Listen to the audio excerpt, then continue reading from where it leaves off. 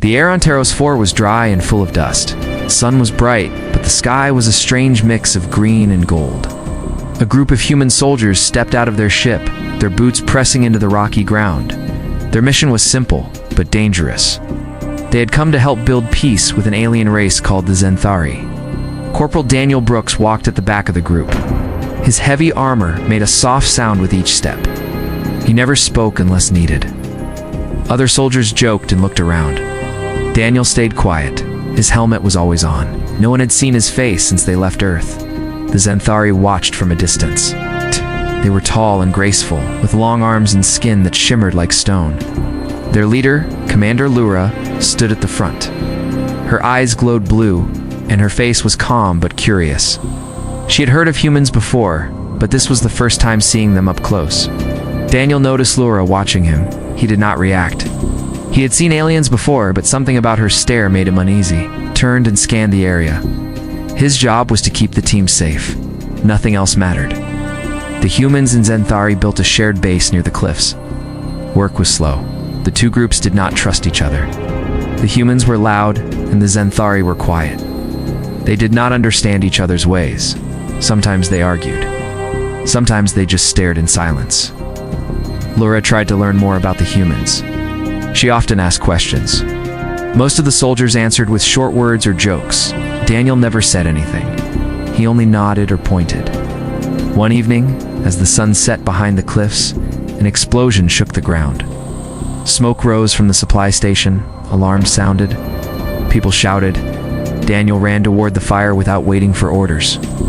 When he reached the burning wreckage, he found Lua trapped under metal beams. Without a word, he lifted the beams and pulled her out. She was hurt, but alive. He picked her up and carried her back to the med tent. His armor was scratched and burned, but he did not stop. The med team took over, and he walked away before anyone could thank him. That night, Laura asked about Daniel. One soldier said, "He doesn't talk much, just does his job. No one really knows him." Laura closed her eyes. Her kind could sense feelings, but Daniel's armor blocked her gift. She wanted to know what was behind that helmet. Not just his face, but what he felt. Why did he risk his life for her? What was he hiding? In her quarters, she looked at a small screen. It showed Daniel's record. No family listed, no friends. Just one line about a sister who died on a mission years ago. She whispered to herself, "What is beneath that armor?" Outside, Daniel stood alone by the cliff. He looked at the stars. His hands were tight at his sides. He had saved a life today, but it brought back memories he tried to forget. The flames, the screams, the loss. He closed his eyes. He was a soldier, a protector. That was all anyone needed to know. But deep down, he knew it was not true. The armor hid more than his face. It hid the pain. It hid the past. And maybe it was time to let someone see it. But not yet. Not yet. The morning after the explosion was quiet. Smoke still floated in the air, and the ground was black in places. Soldiers moved slowly, fixing what they could. The Zenthari stayed in their part of the camp, watching with silent eyes. Daniel helped carry metal panels to the repair team. He did not speak, but his actions were fast and clear. Other soldiers nodded to him. It earned respect, though he never asked for it. Laura stood at the edge of the camp. Her shoulder was wrapped in a white band. She watched Daniel as he worked. Her thoughts were full of questions. She felt something when he saved her. It was more than duty. It was personal. She needed to know more. She walked toward him. Daniel noticed her but kept working. She waited until he finished placing the panel, then spoke. "You did not have to save me," she said softly. Daniel looked at her. "I did." She tilted her head. "Why?" He didn't answer. Instead, he picked up another panel and turned away. Lura followed. "I have seen death many times. But you ran into fire without fear. That is not normal. It's normal for a soldier," Daniel replied without turning. She reached out and touched his arm, stopped. Her fingers rested on the metal for a moment. "Feel pain?" she said. "I can sense it, but I cannot see it." Daniel pulled his arm back gently. "Pain keeps us alive." Lura stepped back. She understood he was not ready, but she would wait. Later that day, a meeting was held in the main hall. Human and Zenthari leaders sat around a long table. The topic was the explosion. Who caused it and why? Captain Allen spoke first. We believe someone placed a charge near the fuel tanks. Commander Lura nodded. It was not one of mine. We value peace. Daniel stood near the wall, listening. His eyes moved from person to person. Something felt wrong. He'd seen a shadow before the blast. It moved like a soldier, but not from their team. He spoke quietly to Captain Allen after the meeting. I think someone is hiding, not one of us. What do you mean? Malone asked. Someone was near the fuel station. I saw movement. I think it was planned. Captain Allen frowned. Keep watch. Report anything strange. That night, Daniel walked the edge of the base. The wind was cold. He checked every corner, every shadow. Near the old storage unit, he found something. A piece of cloth, not human, not Zenthari. A mark was burned into it, a sharp black symbol. He took it to Laura. She looked at it, and her face grew serious. This is a mark of the Broken Wing, a rogue group. They do not trust humans. They want to stop this alliance. Daniel looked at her. Then they will try again. Laura nodded. Yes, we must stop them, together. Daniel paused. For the first time, he said something more. You should not walk alone anymore. Laura smiled faintly. Will you guard me? He did not smile, but his voice was calm. Yes. Outside, the sky turned red as another day ended. The shadows grew longer. Danger was close, but something else was growing too. Trust had started small, but it was there. The night was quiet again, but the silence felt heavy. Daniel stood near the gate, watching the dark hills beyond the lights. His armor made him look like a statue, but inside his mind was awake. He could not stop thinking about the mark he had found. Laura walked toward him, her steps light on the ground. She wore a simple cloak now, not her usual armor. Her wound was healing, but her thoughts were troubled. You still do not sleep, she said. Daniel looked at her, but did not speak right away. Finally, he said, I sleep when the job is done. She stood beside him. For a while, they both looked out at the hills. Then she said, You fear another attack? Yes, you care about the others, even if you do not say it. Daniel did not reply, but his hand moved slightly, a quiet sign of agreement. The next day, the patrol team left early. Daniel and Lura were sent together to scan the ruins near the edge of the valley.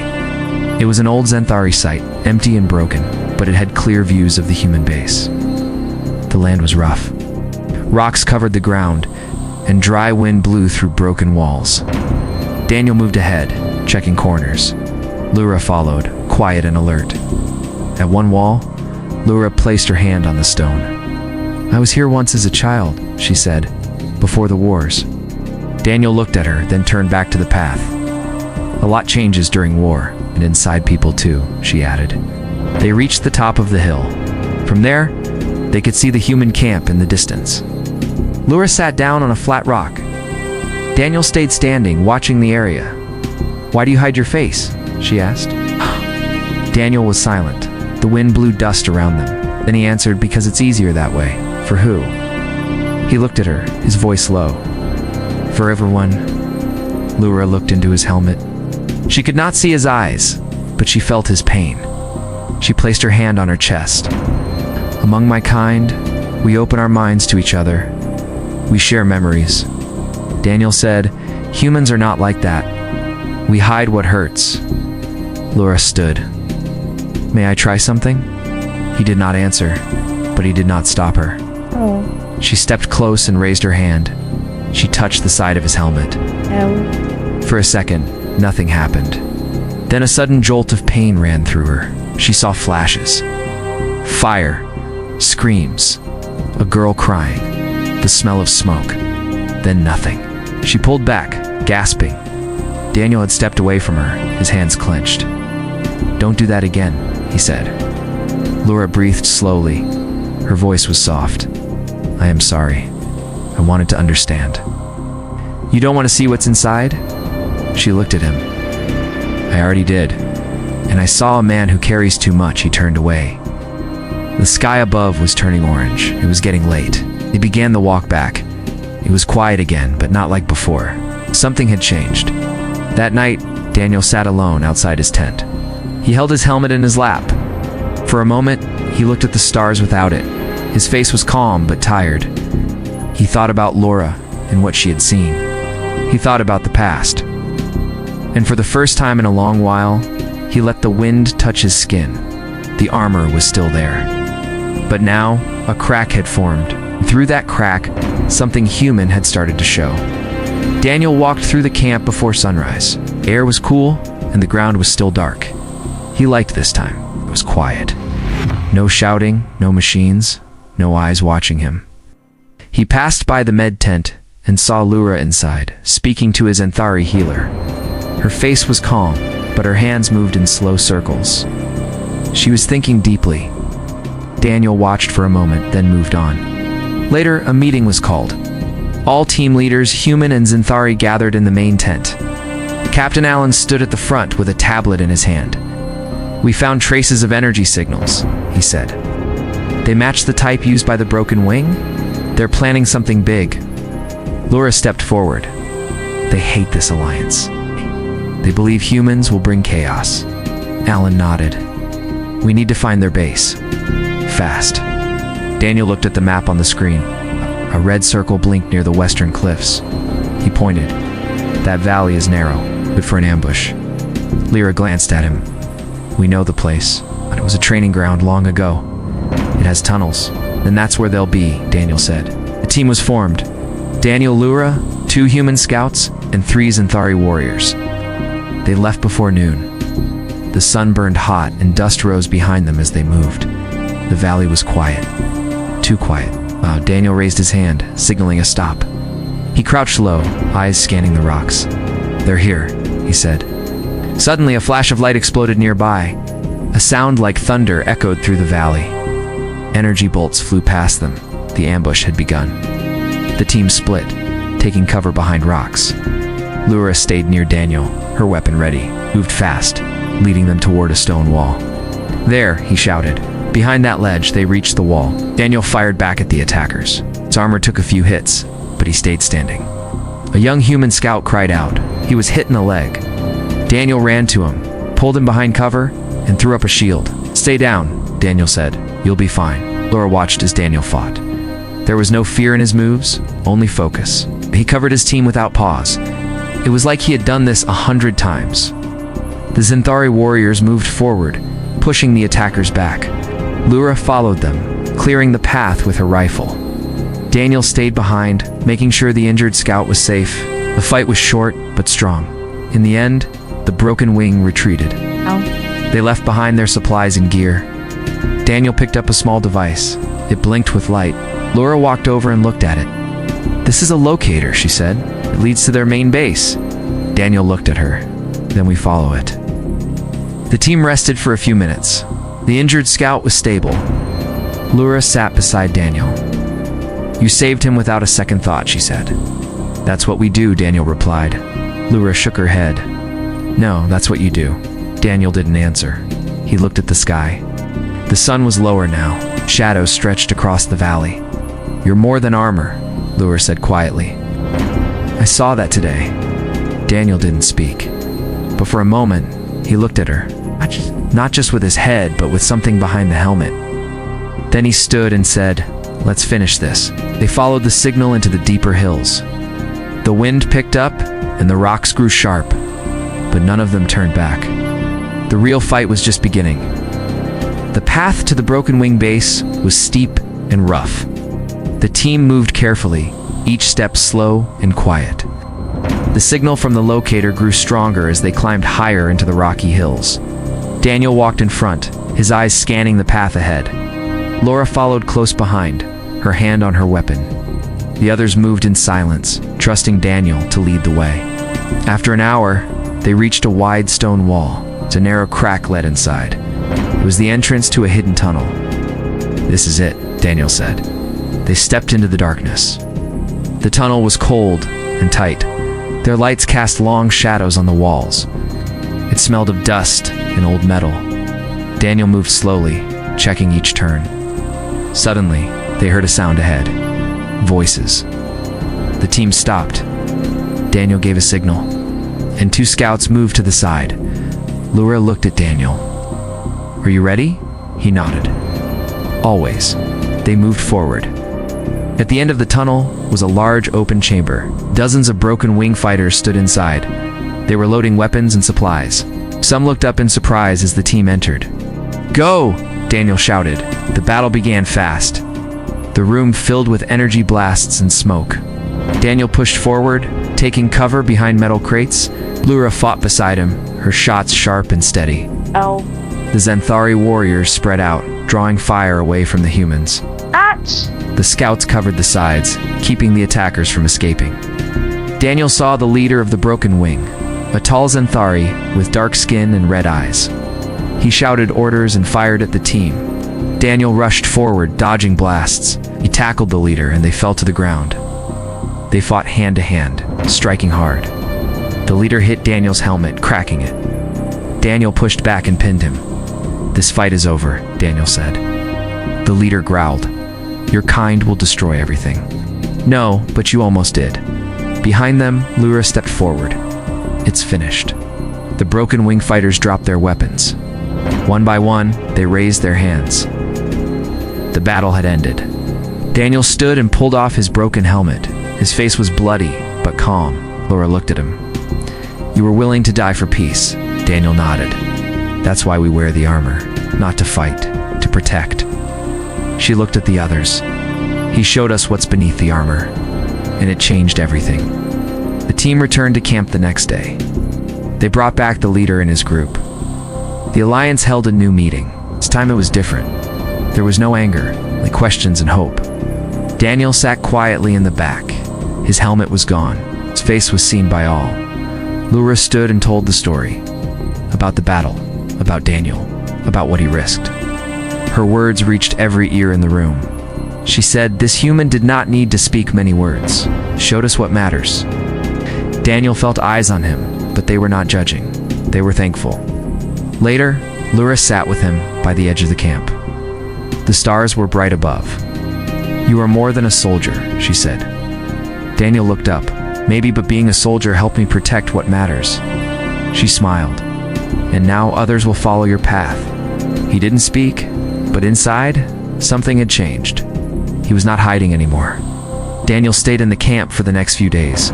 He walked without his helmet now. People saw his face, and some nodded when they passed. Others just looked and said nothing. But no one looked away. The base was calm again. The broken wing fighters were held in a safe place. The leaders of both sides talked more now. The fear had not fully gone, but something better had started. Trust. Lura met with the Council of Xanthari elders. She told them what happened in the tunnel. She told them about Daniel, about the way he fought, and about how he removed his helmet. One elder asked, "Why does this matter so much?" Lura answered, "Because it was more than a fight. He gave us his truth, not with words, but with actions." The council was quiet. Then one elder said, "Let the alliance continue." Meanwhile, Daniel met with Captain Allen. The captain looked at him with tired eyes. "You did well, Brooks," Allen said. Daniel nodded. "We stopped them." Allen leaned forward. "Yes, but not just with weapons. You showed them something real. You made them see us." Daniel said nothing. He was not used to praise. Laura later found him near the cliffs. He was sitting on a rock, staring out at the wide sky. "You look like you were thinking," she said. Daniel gave a small smile. "I don't always talk, but I think a lot." She sat beside him. "The council spoke today. They want you to speak at the next gathering." Daniel looked at her. "I'm not good with speeches." "You already said what needed to be said," she replied. "You just didn't use words." The next day, the gathering took place in the open field. Xanthari and humans sat together. No weapons, just voices. A stage was built with a simple platform. Daniel walked up slowly. His armor was off. He wore a plain suit with a patch that showed his unit. He stood in silence for a moment, then spoke. "I wore this armor for years. It kept me safe. But it also kept people away. I thought that was the best way to survive. But I was wrong." He paused and looked at the crowd. "What's beneath the armor is not weakness. It's the reason I fight. I lost people I cared about. I closed myself off. But when I saved Commander Lura, something changed. I saw that showing pain is not weakness. means you're still human." He stepped down. The crowd was silent but not cold. Then the sound of hands and arms hitting together rose. It was a sign of respect, both human and Zenthari. Lura joined him. "You stunned them, Daniel." He gave her a quiet smile. Good. Later that night, Daniel stood outside the barracks. He looked up at the stars, thought of his sister of the day she died. He let the memory come without turning away. Lura stood beside him. She didn't speak. He said she would have liked this world. Lura nodded. She would be proud. The base lights dimmed. The camp grew quiet, but something had begun. The first steps of something stronger than war. Understanding. Daniel took one last look at the sky. Then he turned and walked back to camp. This time, not as a shadow, but as a man seen by all. And finally, understood. Weeks passed. Camp grew stronger, not just in walls and power, but in peace. Humans and Zenthari worked side by side, building more than buildings. They were building trust, one action at a time. Daniel took a new role. He was no longer just a soldier. Trained both humans and Zenthari in defense and safety. His voice was still quiet, but now people listened. He didn't have to shout. His actions spoke louder. Lura watched him from a distance sometimes. She smiled when she saw how others followed his lead. She had seen many warriors before, but none like him. One morning, a group of young Zenthari came to the training field. They looked nervous. Daniel knelt beside them and removed the old chest plate of his armor. "This is what I wore when I first came here," he said. "It was heavy. It protected me. But now, I don't need it." The young ones listened closely, showed them how to move, how to stay safe, but also how to work as a team. One of them asked, "Why don't you wear your helmet anymore?" Daniel looked up. "Because I want to see the world. I want the world to see me." That evening, the leaders of the Alliance gathered. A new plan was in motion. A shared command post would be built on the far side of the valley. One human and one Zenthari would lead it together. Captain Allen stood and looked at Daniel. "We want you to represent us." Lura stepped forward, "And I will speak for the Zenthari." Daniel blinked. "You're serious?" "Very," Allen said. "You've done more than we asked. Now we need someone who understands both sides." Daniel looked at Lura. She nodded. "Then I accept," he said. The new command post took weeks to build. During that time, Daniel and Lura worked side by side, ate together, made decisions together, and talked about the future. Slowly, their bond grew deeper. One night, Lura brought Daniel a small metal box. "This was made by our builders. It's a gift." Daniel opened it. Inside was a thin badge with both the human and Zenthari symbols joined. "This means unity," she said. Daniel held it in his hand. "Then I'll wear it. Not as armor, but as a reminder." The next day, Daniel placed his old helmet on a shelf in the command post. It stood there, clean and polished. A symbol, not of war, but of change. Visitors came often. Some asked about the helmet. Daniel would point to it and say, "That's who I was." "This," he pointed to his chest where the badge now sat, "is who I became." Peace did not come all at once. There were small fights, small doubts. But the bond was stronger now. The people had a reason to believe. One day as Daniel walked through the valley, he saw human children and Zenthari younglings playing together. They built towers from stone and sand, laughing and sharing tools. Lura stood nearby. "This is what we were fighting for," she said. Daniel nodded. "And this is how we keep it, by remembering what's beneath the armor." She smiled. "Your answer stunned me the first time. Now it gives me hope." Daniel looked at the children again. Then he looked at the horizon. The world had changed, and so had he. The armor was still part of his story. But what mattered most was what had always been beneath it.